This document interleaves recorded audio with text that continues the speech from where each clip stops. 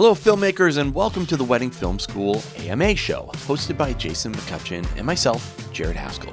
This is the show where we answer your questions, directly diving into the creative, business, and personal aspects of running a successful wedding film brand. If you have a submission, feel free to connect at www.weddingfilm.school/AMA.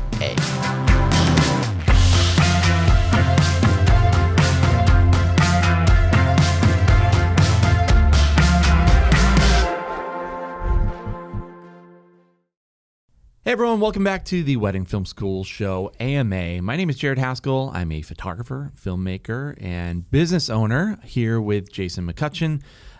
Jason, want to introduce yourself? I'm a filmmaker. Okay. That's my identity. Yeah. But also, I love educating people on wedding filmmaking and just growing. You know one of the things I like about this, Jared? No. You don't? No, I could take some stabs at it. Yeah. No, I like that this is one of like the few careers that you can get into that has demand. It's a growth industry, and like you can just quit your job at someday. Like just by doing something fun that you're good at. And so that's kind of what we're here for, helping people live that dream and also make better work and ultimately elevate the industry. Yep. And if you are new here, Jason and myself, we actually run currently 3 different successful wedding film companies, all at different pricing tiers. So we have a little bit of input on, how to run a successful wedding film company. I totally agree with you, man. I think wedding films are super rewarding and hopefully AI proof into the future. Just saw, man, there's huge layoffs at UPS, right? And they had... Are you sure they didn't do that years ago and that's why they can't do anything? Well, they just had a big union contract that they signed. I don't know if you saw that, but it was mostly for... I'm big into union news. Oh, yeah. So it's actually a pro-union show here. Nice. But essentially all the jobs that are being stolen are like white-collar jobs. So, it got me thinking about like wedding films and like how stable this industry is. Oh, yeah. Which I think is like... I don't know. It's very unique. It requires a lot of certain skills, and so that's good.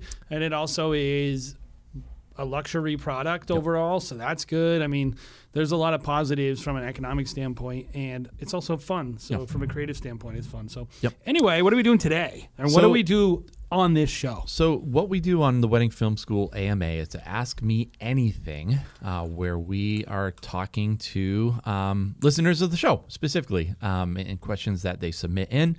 If you have a question, feel free to go on to weddingfilm.school/AMA. You can type in your own question. And if you've been submitting questions and we're not able to get to it, make sure you are submitting every week, guys. We are doing this show we haven't really decided how often we're going to do the show. Got it.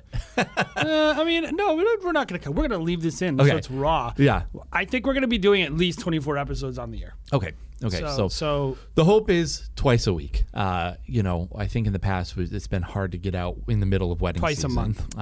Not a week. Oh yeah, sorry. Twice a month. Yeah. So that's kind of the hope. And we've really been enjoying this. I like this new kind of format. It is a newer format for us. But it's a lot of fun because we get to ask exactly what people, what's on people's minds. So, without any further ado, do you have any other things that you would like to mention?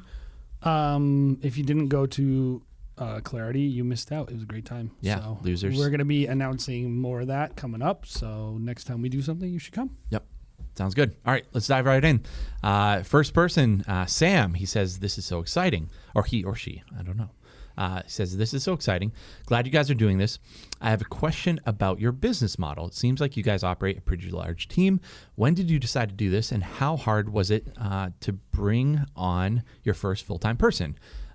Where do you find people? How do you determine if they're worth investing in? And how long do you... hang on. How long do you determine if they'd be worth investing in, and how do you prevent them from taking all they've learned to start a competing business? So this is like every question possible about building teams. Yeah. Which probably is actually... Probably won't get to all of those. because maybe we'll do a workshop on that. Well, yeah. But I think it's actually something that I talked about at Clarity, so you should have been there, Sam. Yeah, but I think in general, I think the general question is people have is A, so first, why did you decide to do this? So that's personal. And then B, how do you get people and like know who's a good investment? So I think that we'll simplify the question down to that. I was thinking about that the other day in terms of our journey, and like it's kind of hard to really trace it back exactly. Like I don't really remember planning to do this. I feel like we got a bunch of inquiries, and I think this is maybe a good thing to put in people's minds. A lot of things in business are planned, and you have systems and all that junk. But a lot of things in your business are going to be based on what's happening and you making decisions, how to solve the problems. And I think for us, if I remember back, the first thing that happened is we needed some help at something, and like there was a person, honestly, like there was a kid who got sent over to us for like a high school project. Like he wanted to like get into filmmaking, and the mother knew us from, I think we shot their daughter's wedding or something, or their niece's wedding. And they're like, well, these boys might like, so he interviewed us for his school project, and we're like, oh, come and shoot with us. That's kind of happenstance, right? Yeah, I think we found the person first, actually, before we decided to make it worthwhile, which is kind of a different we didn't even experience than most people. But I don't think we planned on teams at that point. No, I think we just wanted someone to carry our bags. And he wanted to come with us. Right, yeah. And so we were like, okay, you can. Yes. So we did, and we were like, oh, this guy's kind of good. And then, of course, I think by nature of having two of us, we started getting multiple inquiries in a day, and I think we wanted to say yes. And I think that's really what it was for us, is we wanted to be able to make more money. We wanted to be able to double our income on a Saturday, and we were comfortable splitting up, and that's probably how it started. Yeah, I think that's exactly it. I think when we first started, we didn't name our company like J&J Video or Photo or whatever. It was... at the time, we had a photographer, too, when we first started. I think within the first year, we had a girl who was interested in doing photo for us. We were like, sure, yeah, we'll advertise. You're good. Like, so I think even before we met Josh, who was our first guy, we had someone who was interested in doing photography. So I think it even started with our company name, because we didn't want to just it to be our names. I remember us having kind of a conversation up front about, that was kind of our methodology, is just, it's not going to be our names. And so it kind of was easy to develop into like a real just company and not just about me or not just about you. So yeah, that's kind of what started it. When it comes to, diving into the team side, like real teams. Like I think there was probably was a point where we were like, let's have teams. Right. Let's go. And it was when, Josh had a certain ceiling that we were just like, hey, we either are going to let this kid shoot or not. He's really good. He could do it. People love him. He was young. So it was like, that was the biggest hump, to just be like, hey, here's a kid who looks like he's 16 years old shooting your wedding. You spent thousands of dollars on it.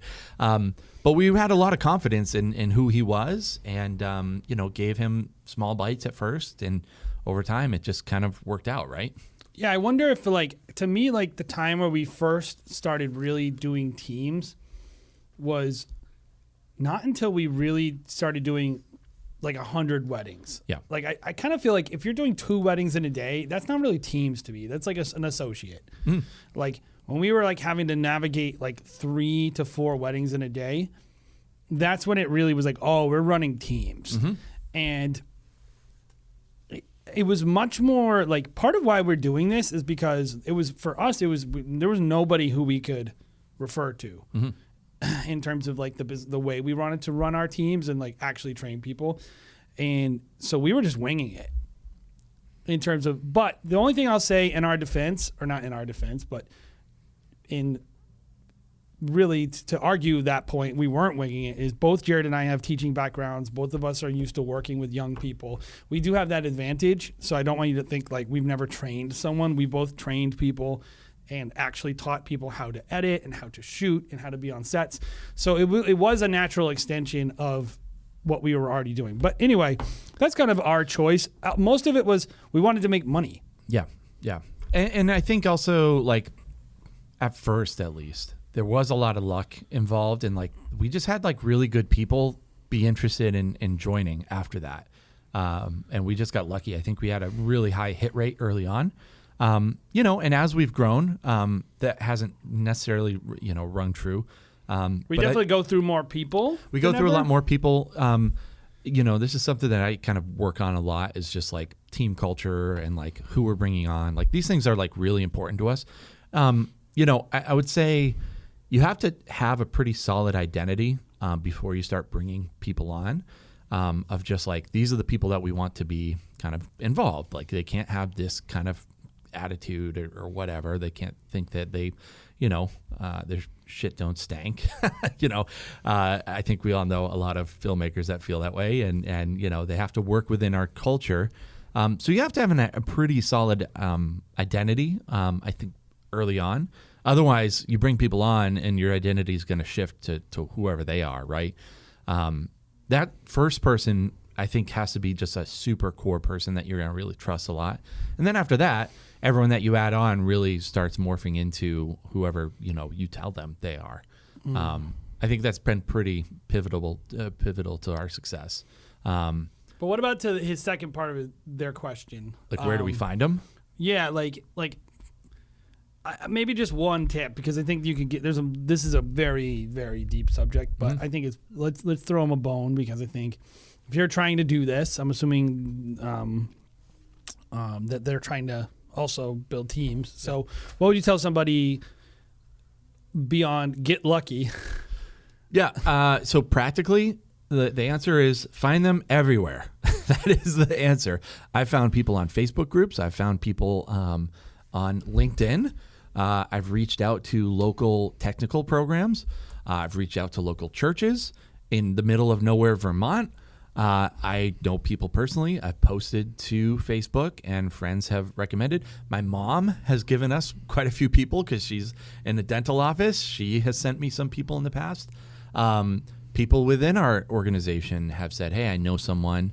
He's young or she's young. Like, I think they'd be interested. Brothers, sisters, everywhere. Like, that's where you actually find them. I think it's a matter of just having your ears open to who that person is. Now, this person oftentimes is going to be pretty useless to start. And I think that's where a lot of people are confused. They think like we're picking up fully developed, like, raw assets or fully developed assets.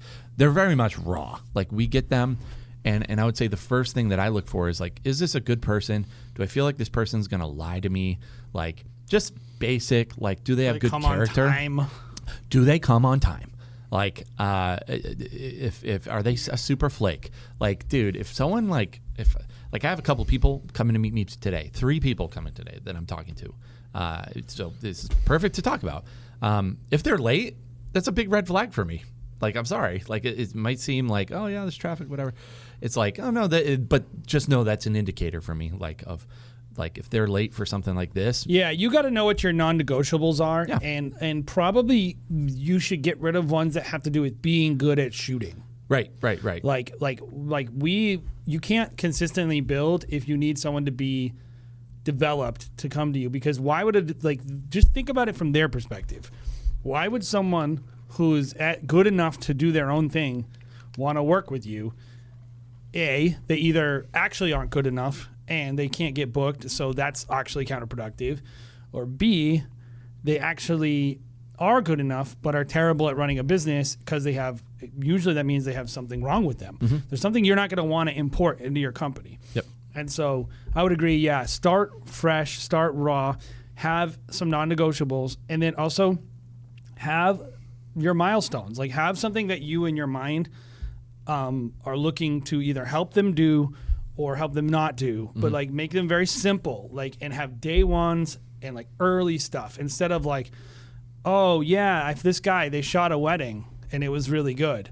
It's like, we don't let someone shoot a wedding for us sometimes till they assisted at like 60 events. At least. Yeah. Like, you are literally doing something that I would spend 18 months doing after you just met a person 30 days from your thing. And it's like, I think people highly underestimate how patient we are and how impatient they are. And I would say if you want to do teams, you got to be patient and you got to be clear.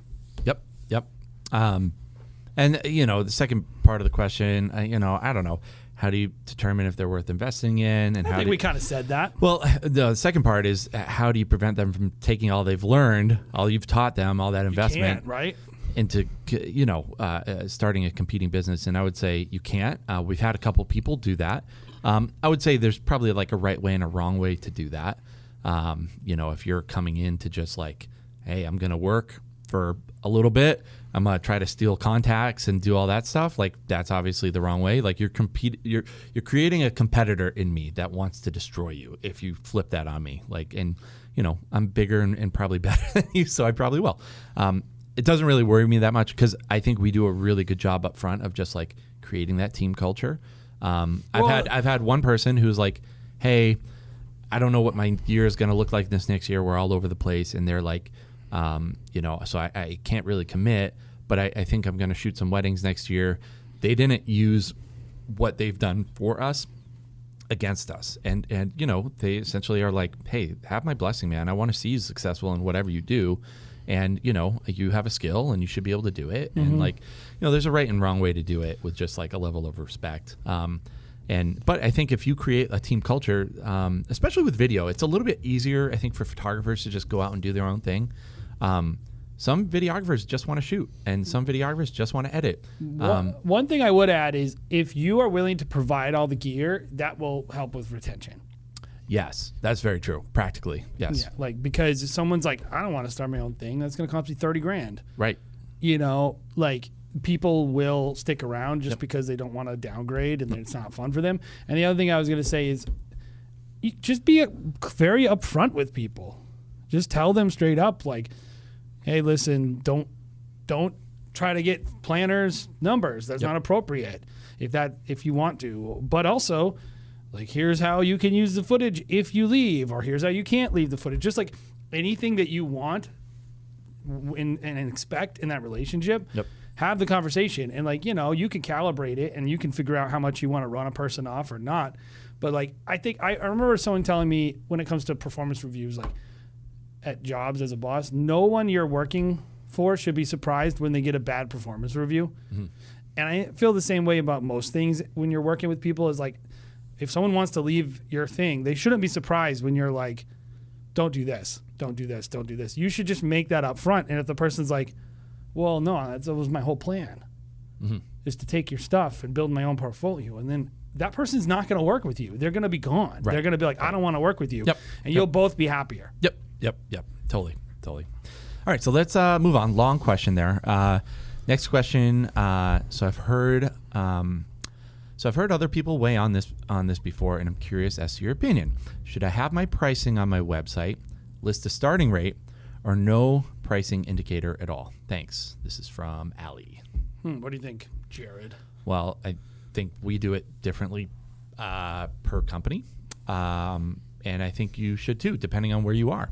I would say as you kind of get into like the upper tier, doing luxury and ultra luxury, there is absolutely probably not even a pricing indicator on most people's websites.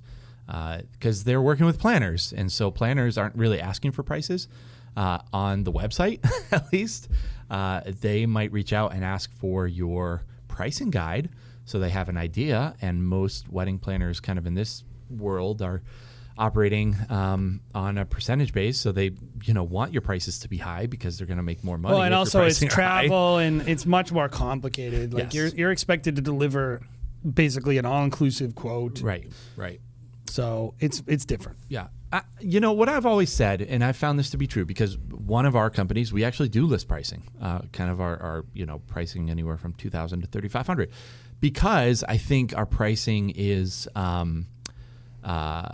selling point for us. people look at the quality and they probably think it's more. And don't you think the customer at that price level expects it too? Yeah, it's super transparent. I was on a phone call yesterday with a planner, and she was like, "I just appreciate that it's super transparent. You see exactly what you're getting right on the website.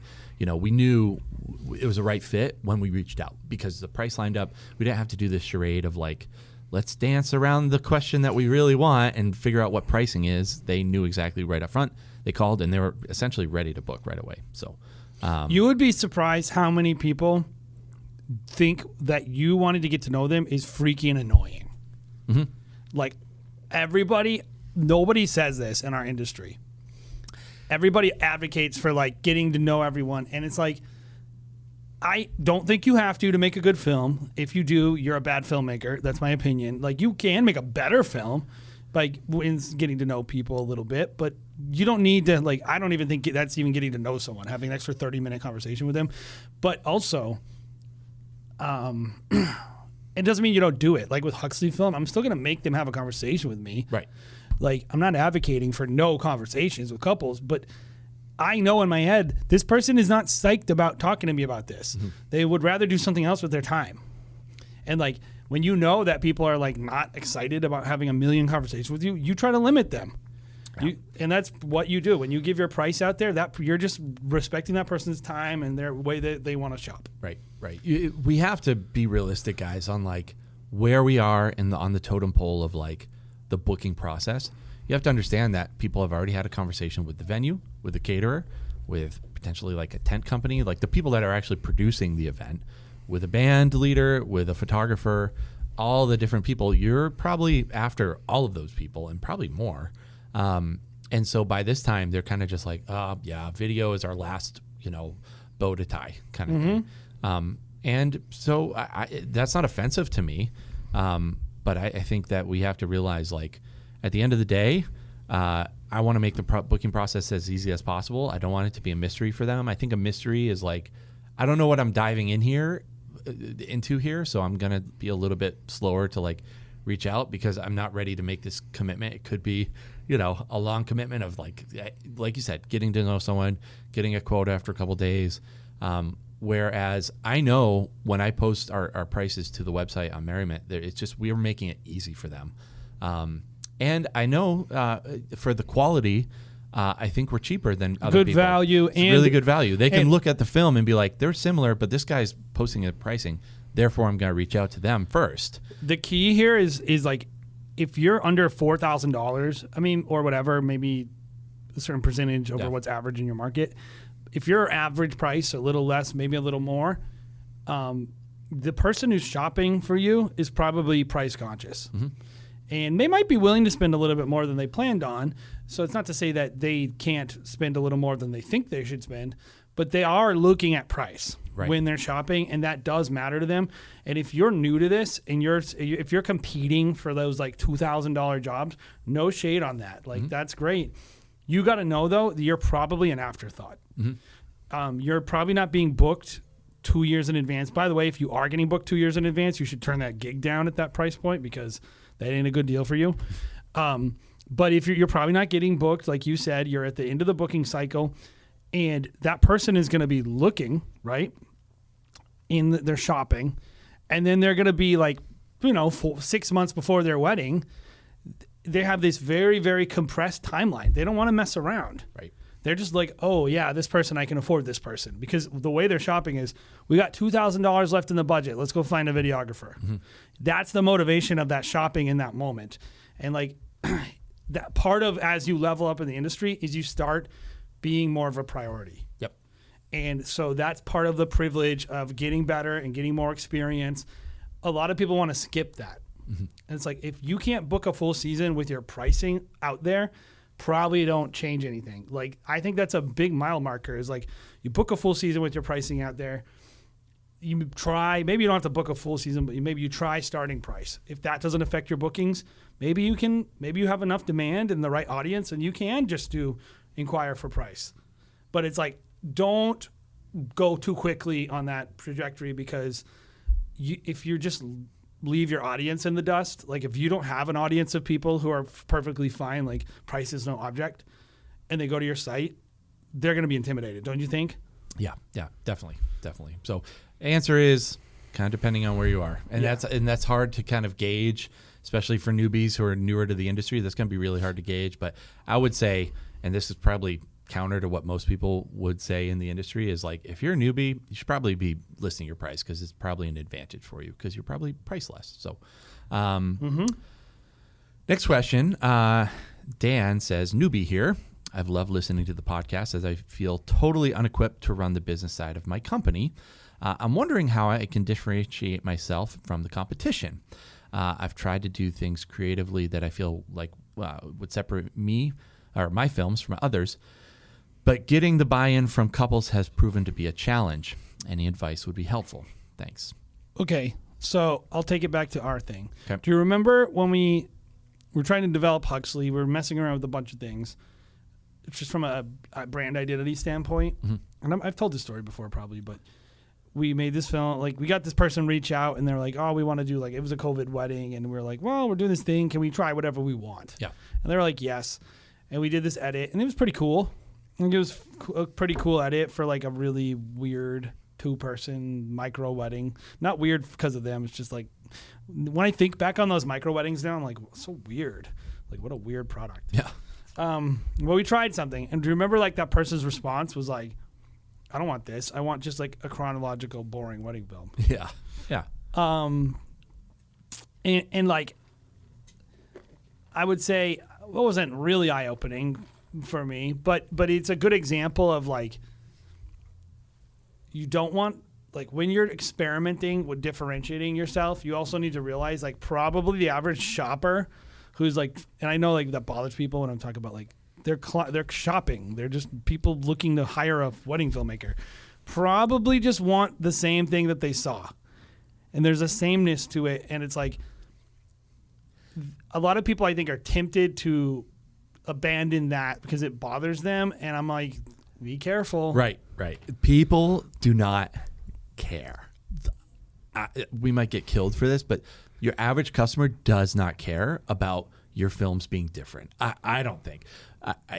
Just from experience, some do. I'm sure there's a person. I'm sure there is.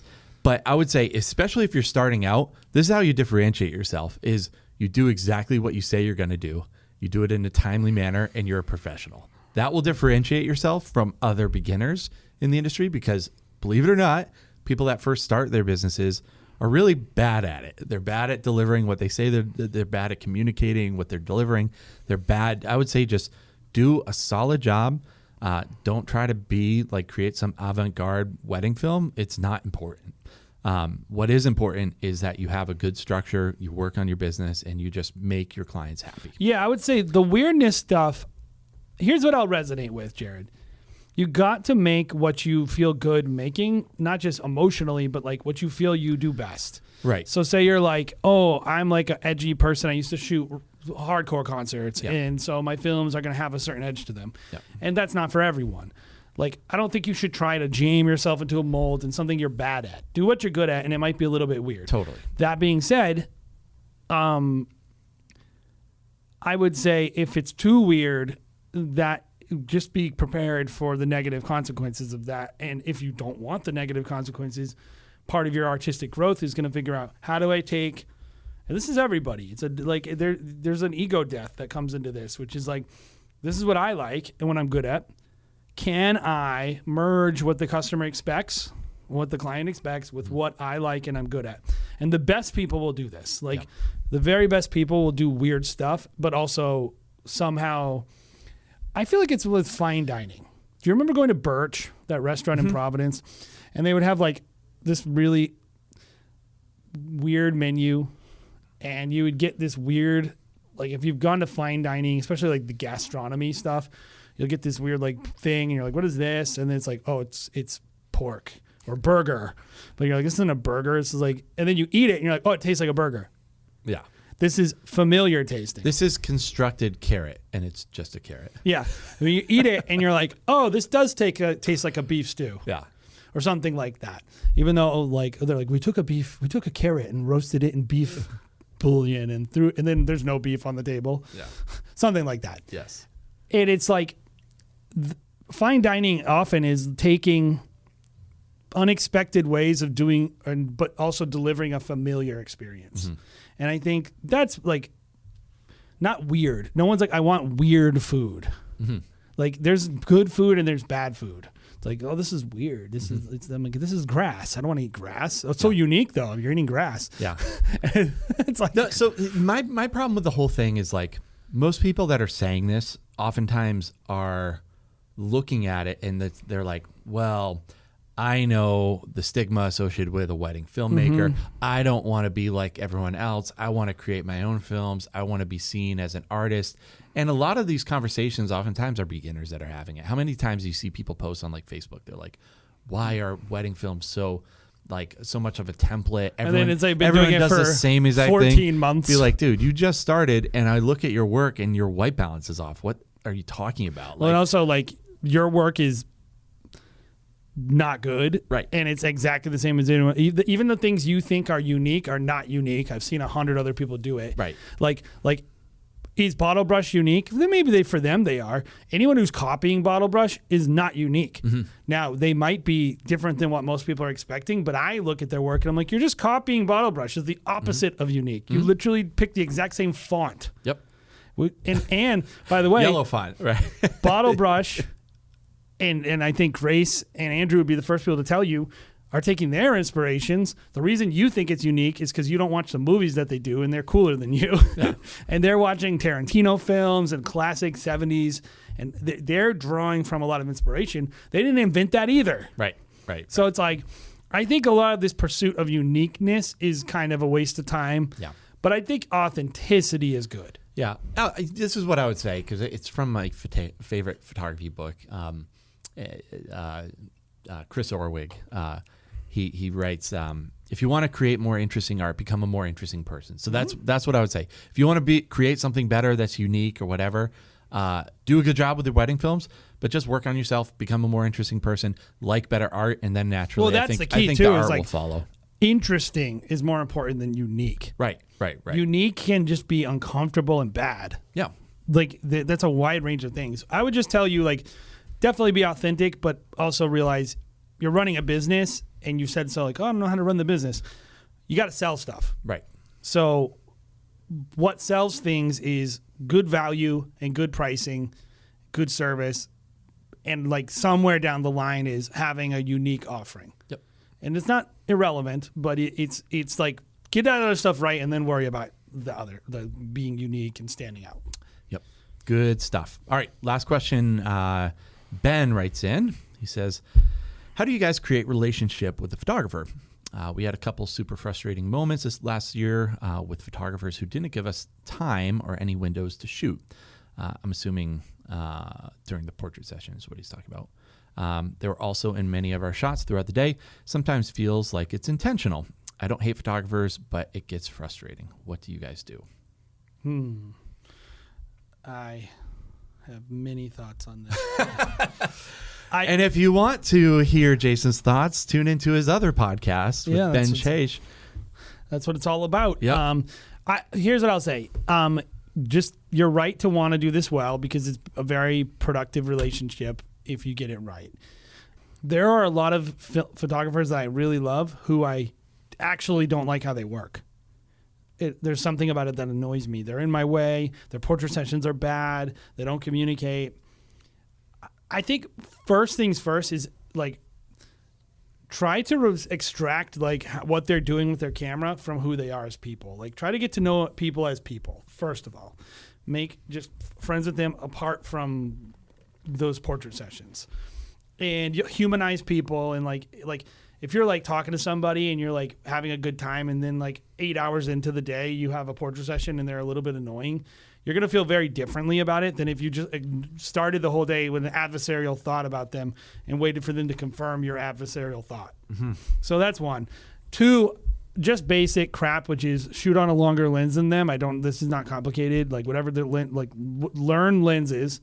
And if they're on a 35, shoot on a 50, 85, 7200, whatever, 24 to 70, just, give yourself some reach. So that you, A, can use that compression, and B, you can shoot over their shoulder in a productive way. And I think C is like, it's okay to advocate for yourself. Like if you're not getting what you want, I don't know. Have you encountered this much? If you ask for like, hey, can I have a shot? I don't think I've ever had a person say no. No, we can't do this. I haven't. I think your first point about not creating an adversarial relationship like early on, like you have to have a good introductory kind of experience with somebody. Oh, that first 5 huge. minutes is everything. Yeah, like and so that experience is important. Like just introducing yourself. Hey, how's it going? Like, hey, this is, I want you to be happy. Let me know, like, let's communicate kind of thing. Here's my cell phone number. Like, I even encourage our team, like, reach out to the photographer on Instagram beforehand. I try to beforehand. And don't be offended if they don't respond to you. They will feel like I've had photographers reach out beforehand and I'll respond to them every single time. So they know, like, hey, I don't have any adversarial relationship or intention with you. But if I reach out to someone and they don't respond to me, almost always they'll be like, oh, I saw your Instagram message. I'm sorry I didn't respond. I got busy. I'm like, oh, no worries. Like, things are crazy. We're busy. And then they're like, okay, they're cool. Like, I like them. I owe them. Actually, I feel like they almost feel like they owe me like something when they don't respond. So I don't mind it. But they know where my heart is, which is half the battle. Like you're winning their hearts. So that's some of it. Like the first interaction, reaching out beforehand, like some things that you can do to just set the foundation of the day. If you're doing that, I think there are also some practical things you can do throughout the day. You mentioned one, like shooting on a longer lens. And also, some videographers really do this to themselves a little bit, where they'll set up 7 camera angles, one in the middle of the aisle, in places that, guys, I find like, it's actually mostly that they do it to themselves. Just have a little bit of intuition of like where the photographer needs to be. You need to understand, like, they're going to need certain shots. You can't set up your tripod in the middle of the aisle, shooting right down the middle of the aisle, because the photographer's going to be there, right? You don't get exclusive rights to the middle aisle. Well, and they're not going to grab your tripod and move it for you. So it's like, and they're not going to come up to you in the middle of the thing and interrupt you and say, can I move it? I really need a shot. Yep. I mean, I think most of the time when I see people complain about this, I'm like, guaranteed you're the problem. Yeah. And a lot of times, again, it is kind of beginners that are doing that. Oftentimes, like, I think mirroring what the photographer is doing is something that let them set the pace, can help. Like if the bride's walking down the aisle and you guys are on opposite sides of the aisle, both shooting the same way, understand, just having a little bit of anticipation of, like, as the bride walks farther down the aisle, you guys are going to be cross-firing each other. Just like, obviously, like, you didn't think of that beforehand. Even like, something be like on the side of the photographer, so you guys are shooting side by side, and you're able to communicate a little bit. You're working as a team. Like, these are just, like, obvious things to me that I'm just like, have a little bit of anticipation, right? And also just ask people, like, so I don't ask people, I don't say, here's what I'm going to do. I say, what are you going to do here? Yeah. And make them, like, explain themselves. I'll be like, recession, what are you going to do? How far up are you going to go? Are you comfortable with I stand over your shoulder? Are you going to walk backwards? Yeah. Or are you going to turn around and book it? Yeah. Like, all that stuff matters to how I shoot my shot. Now, I'm getting prepared. I'm not making it their problem. I'm giving myself the information I need. I'm going to pivot to whatever they do. Yeah. So if they're going to, like, run up and then run to the back and shoot, I'm going to run up and run to the back. Right. And I'm going to anticipate that. And I'll even ask them, like, are you going to have them stop and kiss or no? Right. Because, like, I hate that gimbal move when I'm like, da-da-da, and the person will stop and I'm like, and it's like that.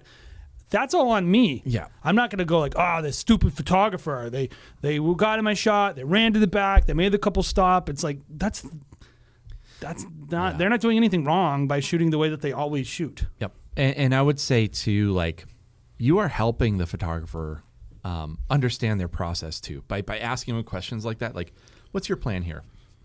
They have to think through it, because usually photographers, if they're not working with a lot of videographers, they're just used to just doing whatever the hell they want to do. They're just winging it. They're just winging it. Like, it helps their game plan a little bit.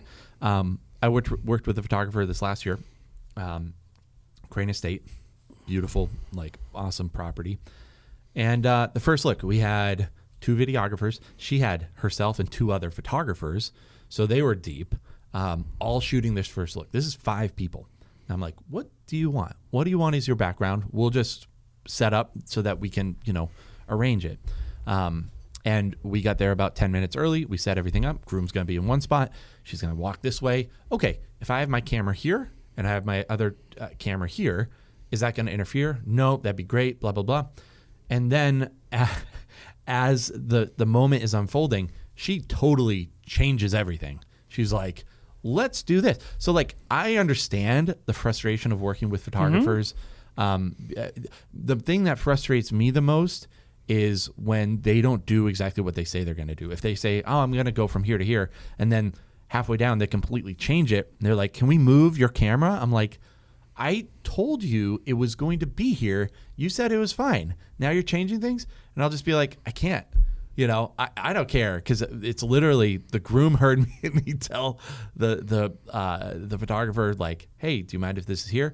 It just makes her look bad at the end of the day. So I don't know. I think at that point I would stand my ground and just be like, we just talked about this. Like, no. Well, I think there's one other wrinkle to this, like, because I don't want to make it seem like I have all these great interactions or I never get angry at photographers. Mm-hmm. You want to make me angry? Screw up the schedule. Yeah, right. Like, if you are just making us late, I have no patience. That's such a bush league thing to do. Yeah. So that being said, I can think of a lot of situations. First looks are particularly heinous. Toasts where they just stand in front of your camera the whole time. Mm-hmm. Little things like that. You have to decide, is this worth escalating or not? Yeah. And have to have like that conversation actively in your mind. Even like retaining that resentment so enough to bring it to a Facebook group. Right. Like, you're so mad about it that you had to go post about it. Well, usually someone's editing and they are just raging because the photographer's in their But shot. it's like I've done plenty of first looks where the person's like, second shooter doesn't even come. They're just some random person that they have second shooting. Yeah. They show up. They're just orbiting the whole time. Yeah, the second shooter thing. Like the second shooter is someone that I'll be like, I'll be kind to every time. I'm just like, hey, I need to get this. Can you not do exactly what you're doing? You're literally just mirroring what the lead photographer's doing. You're over their shoulder. I need to be in this area. Like, get out of the way. but like, at the end of the day, I'm a little bit annoyed. And then I'm just like, okay, like, this is what this person's going to do. Yeah. So I'm just going to do X. Like, I'm going to be the professional and handle it. Yeah. And like, then I move on, and I don't, if you just like let it go. Yeah. And the person will be like, wow, that was a great session, right? Yeah. That was great. Didn't we have a good time? And like, the photographer's vibe is all good. Yeah. This is what I would say is that the times that I have any kind of conflict whatsoever with the photographer is probably like 1 in every 300 weddings that I've shot. I think that I've shot with plenty of photographers, and plenty of photographers who are out there have referred us who I hate working with. Mm-hmm. And that's, what's more important? Is it important that you get the work or that you have, the best experience shooting? Like, well, and that's up for you to decide. I want the money, so I'll take their referral. Even just from a human standpoint, would you rather be a person that has enough grace in class that people know that they don't think you're mad at them, even though you are? Yeah. What would be the benefit of them knowing? Right. Like. So I just think it's like, this is a put on your big boy pants moment most of the time. Yep. Very infrequently. The only time I would tell you, if someone just straight up disrespects you, maybe that's a conversation. Right. And if somebody is not hurting minimal things about your video where it's like, I could have had a slightly better shot, but like literally making it so that you can't deliver your film. Yeah. Like, I think you can have a conversation at that point. I think a lot of videographers, though, the problem is you just have a quick trigger finger. You just have a happy trigger finger. Like, you're going to blow up when you should just let it slide. How much do you think of it is people don't even really know? They don't have a clear idea of what they need. Mm-hmm. And so they feel like they have to grasp at straws the whole day. Right. Like, every moment is critical to them because they're not thinking in their head like, I don't need this. I already got the shot I need. Right. And you see the same thing with photographers, too. The photographers that get irritated the most are beginners that really don't know what they're doing. They're like, they think it's your fault that they're not getting the shots that they want, which is just asinine and crazy. Like, right? Like Yeah, you don't. the people that I see that are super frustrated versus the people that are super calm. It's always experienced people are usually pretty calm. They're like, yeah, I've been here before. The amount of times people go like this, oh, do you need anything else? No, and I'm like, no, I got everything. Mm-hmm. I know I got everything I need. Yeah. So like literally, I don't need to shoot anymore. I'm done. We can move on. Yeah. Like literally, like the second I move into I got what I need mode. Mm-hmm. I'm all about just creating good vibes, and I just let the photographer do whatever they want. They step in front of me, don't care. Yep. And it's like the more people would do that, the better. So anyway, hopefully you enjoyed that show, guys, and you learned a little bit. Don't forget to submit questions. Yep. Guys, and again, if you do want to submit your questions, go to weddingfilm.school /AMA.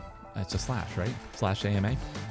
And that's where you can ask your question to be read on the air and answered by Jason and myself.